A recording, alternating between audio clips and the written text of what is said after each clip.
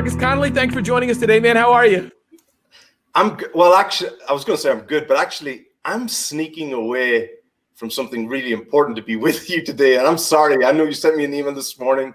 I didn't get a chance. I'm actually in Charlotte. I'm in the hotel room. I'm in Charlotte. I'm working with the Carolina Panthers. They're in meetings, and I had to sneak back to my hotel to do this for you. I was trying to make sure I didn't miss the time and everything. So I'm actually in the middle of working with high performers who are dealing with lots of stress with COVID and everything. So this is a great time to be able to join you and everyone who's been with you today. But I'm sneaking away from meetings. I got you. Well, listen, I really appreciate it. No, I want to be here. I want to be here. I want to be here with you guys. It'll be about 19 minutes, but thank you. But that's interesting that we're in the middle of your day of what you do, correct?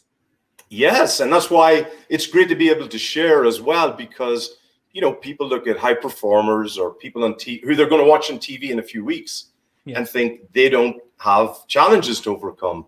So at the minute, you know, all of these professional athletes are coming in. Just to give you an example, please. When I started, I had to spend 4 days in a hotel alone, getting tested each morning, and then spend the rest of the day in a hotel until I passed 4 COVID tests before I could go in and work. And then even throughout work, I have to wear a mask. The guys all have to wear masks. We have to be tested every morning. So this is disruptive to us, but we still have to deal with these challenges and overcome them. Exactly what everybody else is doing.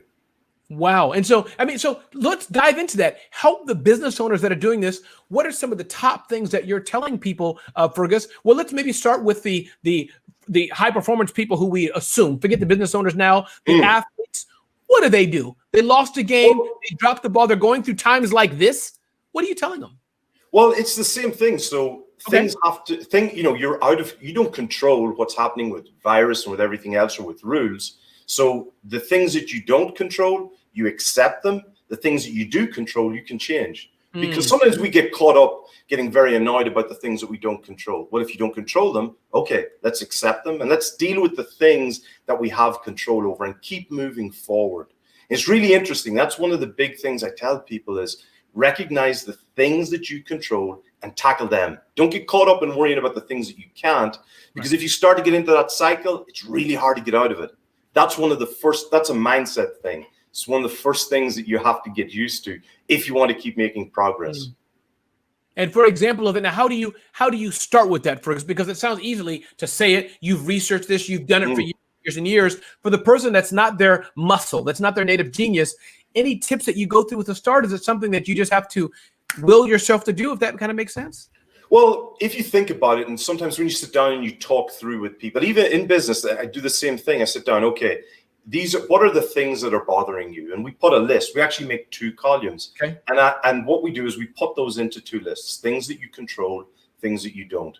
And the things that you don't control, I put at the end, when we have that list, I put acceptance.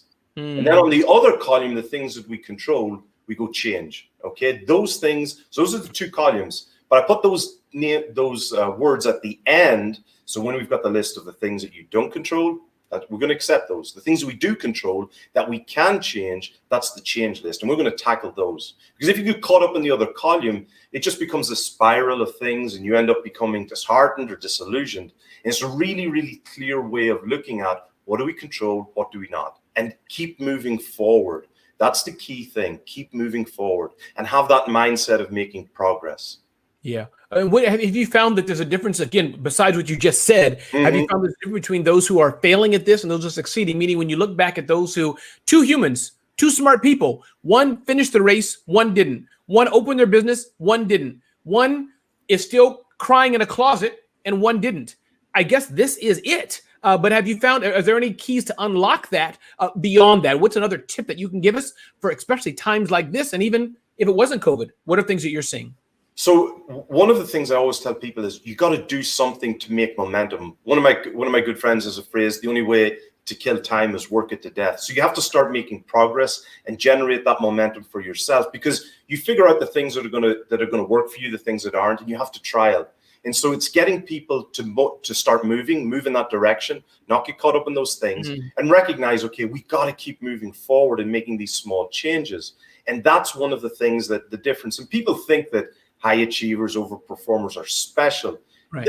they're actually not, they're not different. They just use some of these simple tools and start moving forward, making those things and concentrating the things you've got control over. So it might be adjusting the business. It might be looking for a new customer base. It might be shifting things online. I spoke with a person who had a really personal, interpersonal business, and they did that 2 days after the whole shutdown. That was their automatic fall throughs. They shifted to moving more and more business online and making that progress. You could get caught up and worry about the things that you don't have control over, but you make those progress and then keep tweaking it and developing it.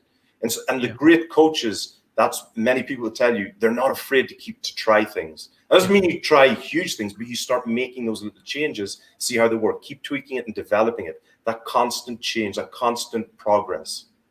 Got it. What do you do, Fergus, if you're around people who are negative? I know oftentimes small business owners, we're the positive. We're the people who want to move, but we have our mother, our father, our niece, our kids, friends, colleagues, well-meaning people. Fergus, great idea.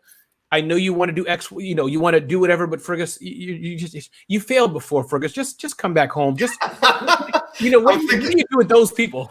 I'm thinking of all those people who say those things, and I understand. Yeah. And so you got to deal with those people, and you have to listen.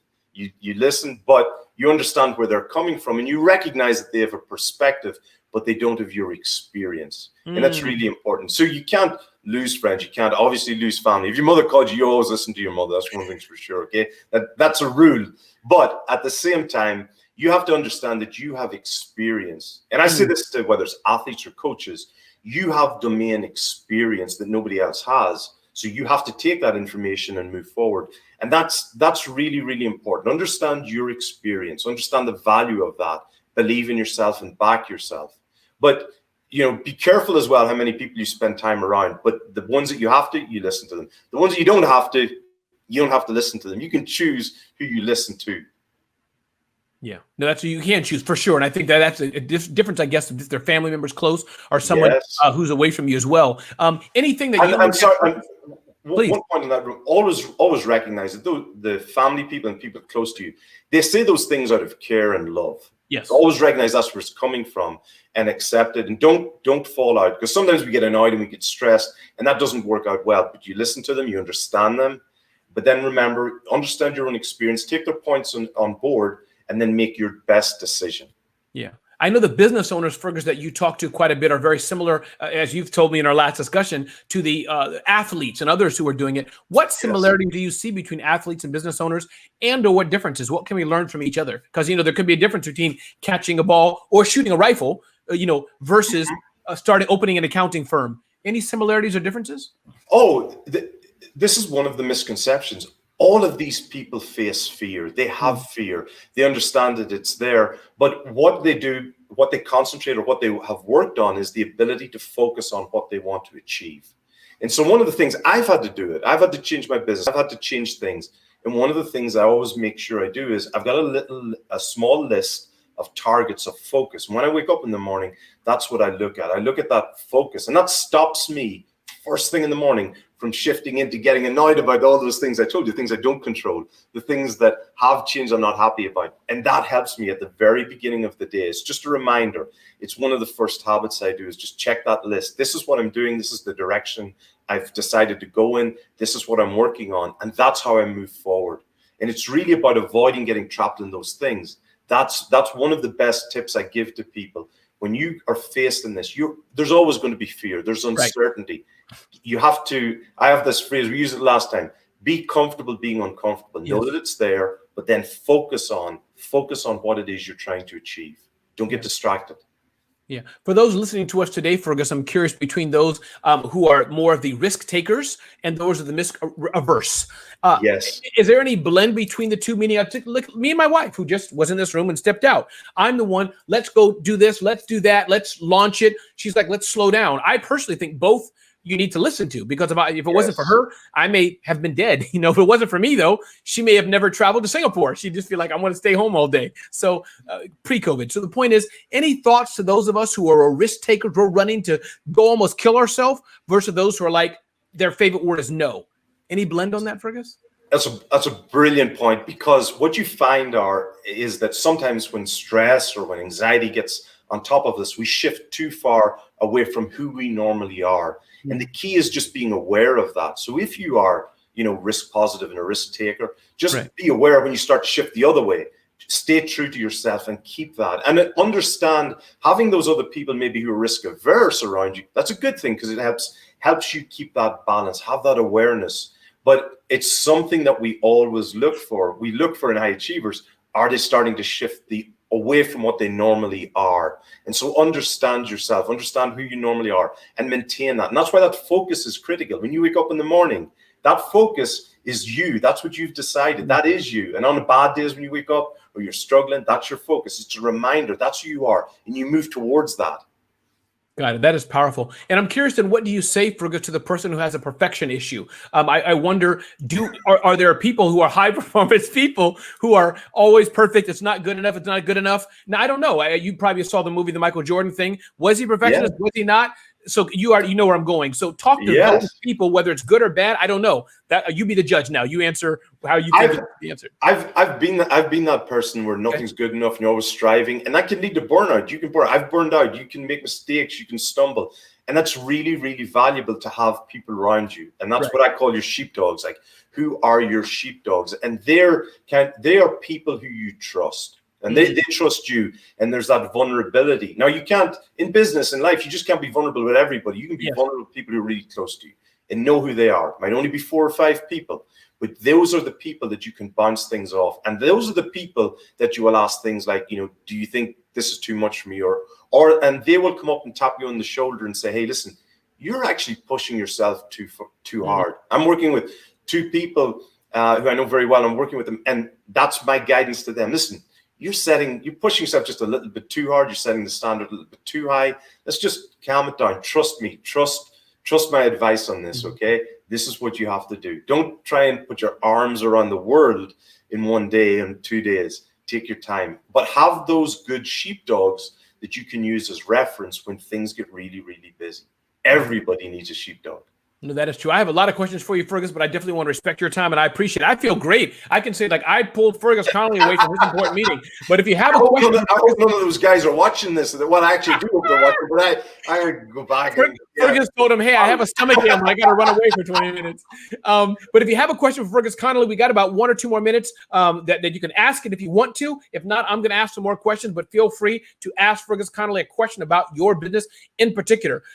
Fergus, then what do you tell your advice to the person who's always been beat up? Let's go to the other side of the equation, not the A player, not the perfectionist, not the person that's, ninja, but the person who have their head down. Maybe they suffered through some abuse as a child, which is often the case. Maybe their father and mother told them all the time, you're fat, you're stupid, you can't go anywhere. And even as I say it, Fergus, I feel like crying because I've been that kid. Not all these things I said, but, I can't spell, Fergus. I can't spell very good at all.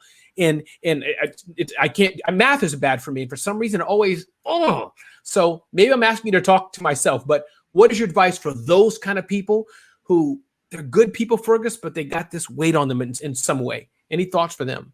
So there are 2 things. One is nobody's perfect. And this is one of the things about social media and everything. Everybody thinks that, people who are on social media, or some of them, are perfect. No, everybody's got their struggles, and I don't call them weaknesses. I call them opportunities. So if you have something that you're not good at, that's an opportunity to improve or develop. Doesn't mean that you're going to be perfect at it. So don't talk about strengths and weaknesses. Talk about strengths and opportunities. Those are opportunities for growth, and you can choose to develop them or not. But then if you've been through situations where it's been tough, and you are beautiful because you are resilient.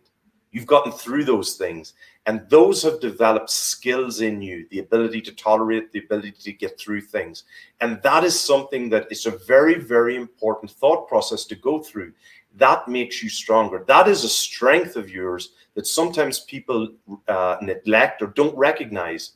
You come across, even at different levels, you come across people who've gotten through really difficult situations, experiences. I have so much respect for those people when you end up working with them, because they turn that strength. I'll be honest with you, that's the kind of person I don't want to compete with, because that person is the person who is so good at getting over difficult situations. And that's, like I said, that is the person I don't want to compete with. I love it. One last question for you, Fergus, and I appreciate your time. Somebody asked for and this could be your team calling now. This could be someone talking about older entrepreneurs.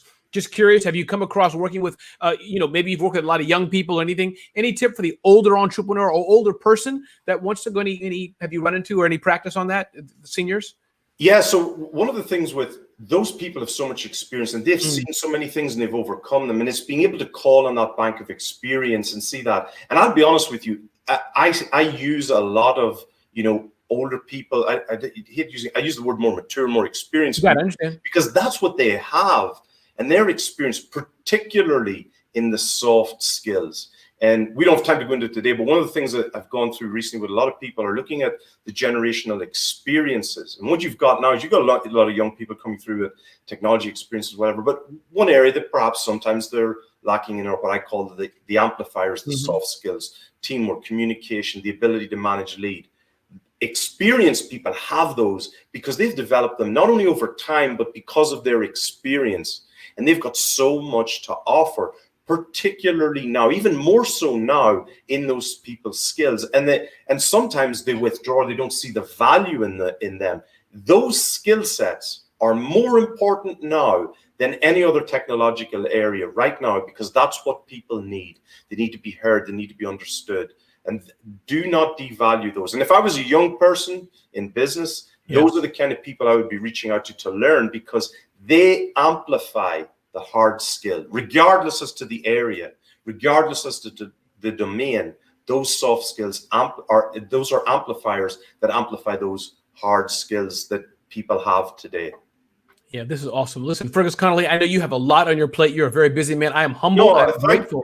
No, thank you for having me, and thank you for allowing me being able to share. No, seriously, thank you for allowing me to be able to share with everybody who's taken the time to listen to us today.